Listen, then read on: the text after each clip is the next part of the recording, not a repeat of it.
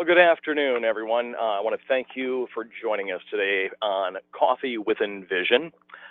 My name is Gary James, and I'm an affiliate manager here at Envision. And we're going to take a short time, about 19 minutes, to take a look at licensing, lawsuits, and online photos, and an alternative, ShutterMonkey. We're going to cover a broad range of topics today. We're going to talk about copyright lawsuits and how to avoid them. We're also going to talk about how to avoid becoming the next station in court, and also talk about image resources for your station. So stations everywhere, they seem to be dealing right now with copyright lawsuits. It's been an ongoing issue for a number of stations over the past year and a half to 2 years. Coincidentally, just today, I read in the trades about a station in New York that was being sued because they took a watermark off of a photo that they found on somebody's Instagram site and didn't appropriately attribute it to the news story, and now they're being sued again by the Leibowitz law firm. You'll notice that a number of stations and groups have been sued over the last year and a half. Whether it's Salem or whether it's Beasley, just a number of different companies, Town Square, and of course Town Square in the news again yesterday. So a lot of lawsuits are happening across the country when it comes to copyright infringement. And copyright infringement, it can cost your station big time. You know, whether it's the wasted man hours, you've got to take the time to research what's been happening, how the photo got on your website, why it's in your social media, and then you have to defend it. And you've got the legal fees there, you have filing fees, and the big one is the statutory damages. And this part drives me crazy. It amazes me. The copyright owner, they don't even have to prove that there were actual damages, but the statutory damages can be up to $150,000 per infringement. So let's just say the picture in question appears on 5 different station websites. You're talking 5 different infringements at $150,000 per infringement that you have to worry about. So what kind of things can find yourself in court or find yourself defending a claim of copyright infringement? The most obvious is if you were to just do a quick Google and look for images online and start taking them from, the search.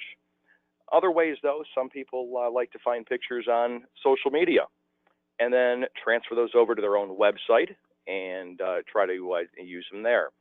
You can also get in trouble utilizing licensed photos or photos that were maybe taken correctly, but then used incorrectly. Maybe you didn't give the photographer proper credit. Maybe you didn't follow the terms of service. Oftentimes terms of service are very specific in exactly how the photograph or the image can be used online. It's specific to the point of how long it can be on your website. Is it 10 days, 30 days, 60 days? It also is very specific as to whether it's for editorial content only, or can it also be used in commercial content? So you definitely have to be careful as to exactly how you are utilizing those images that you find. A lot of people think that, there's the question of fair use. Now, fair use is not free use. What exactly is fair use? Fair use, it's a legal exception to the rights an owner has to their copyrighted work. It doesn't have to do with, a lot of times, what you think is fair. Everything is trying to keep a balance tipped in favor to the public interest. So, for example, let's say you're doing a story that is about a world leader that just died, and you can't use a photograph to tell that story. Is that in the public interest? If it is, you may be okay. So where do you go to find the photos and images that you can use online and on your website and in your social media? Obviously, a lot of people I'll take the pictures myself. I know exactly where they came from, how I got them, and you also know that either you, the station, or the photographer own the copyright on them, so you don't have to worry about it. The bad part is, though, is photographers, when you go to hire one, can get rather expensive, and also you become very limited to exactly what their abilities are. Another option in looking for images is to use Creative Commons images or public domain images. The good point, though, is that the images, they're free, and the problem is, though, is that they're very limited as to what you can use. And Creative Commons licenses, you still have to give attribution, and the content is usually limited to non-commercial content or editorial content.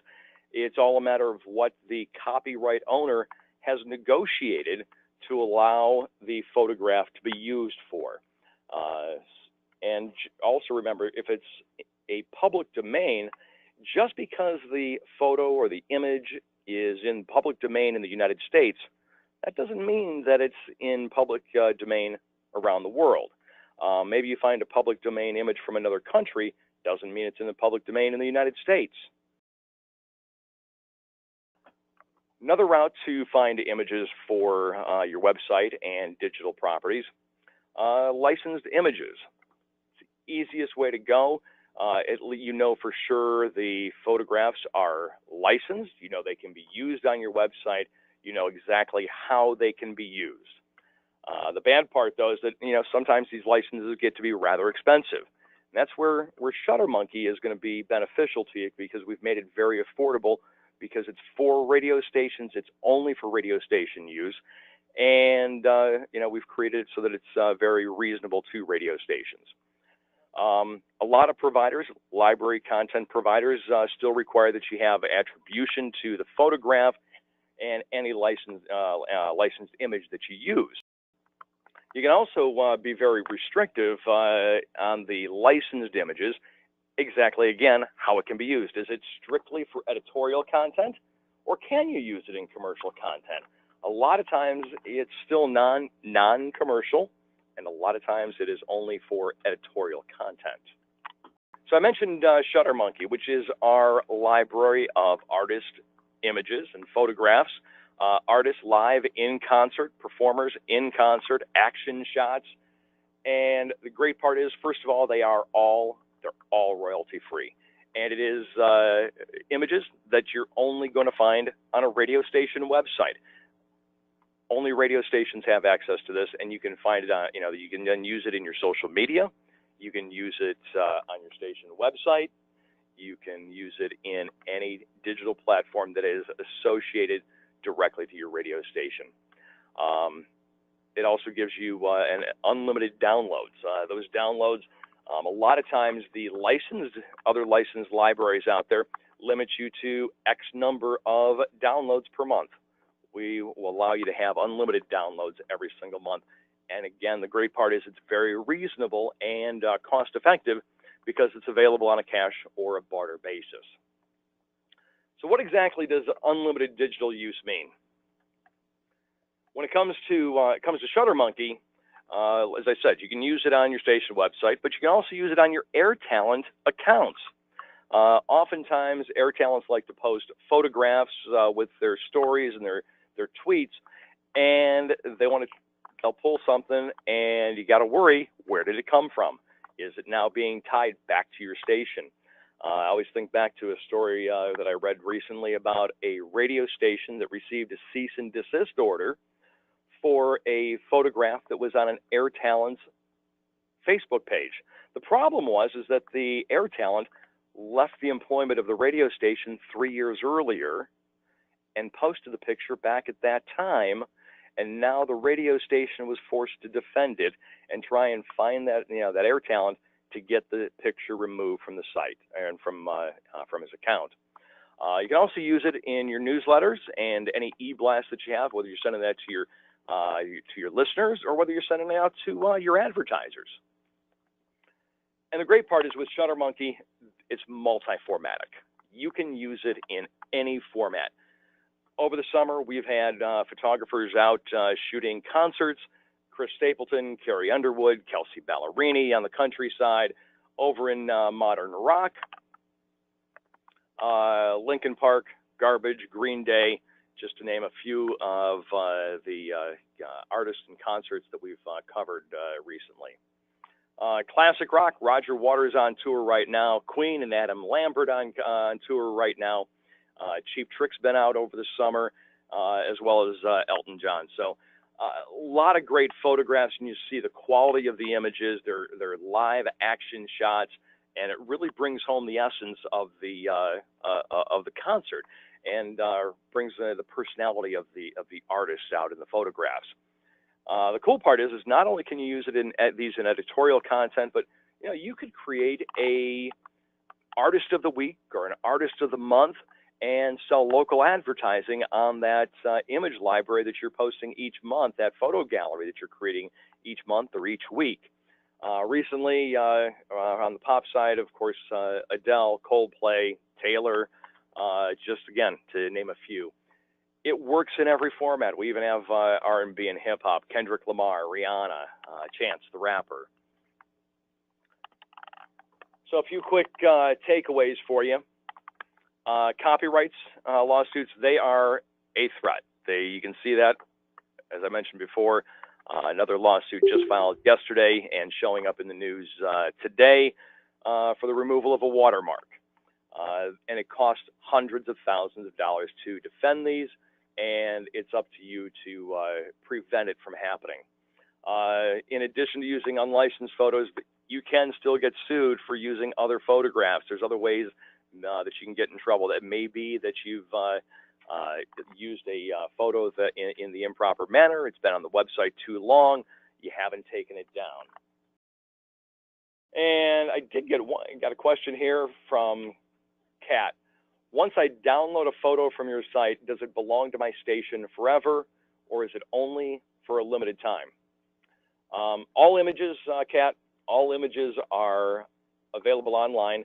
You can use them on your station's website or any digital property for an unlimited amount of time, as long as you are a licensed affiliate. So anytime that you use it, you can keep it up there for as long as you're an affiliate of ShutterMonkey. And I have one more here just came in from Christina. Along with musical acts, do you provide sporting photos as well? No, Christina, I'm sorry. No, right now we don't have images of sports and athletes. Right now it is just from images for artists and musical type acts. So it doesn't look like I have another question. So I do want to thank you again for joining us today on Coffee with Envision. We do this each month and with a different topic, and so be sure to watch your inbox to keep up to date as to what we'll be covering next month here on Coffee with Envision.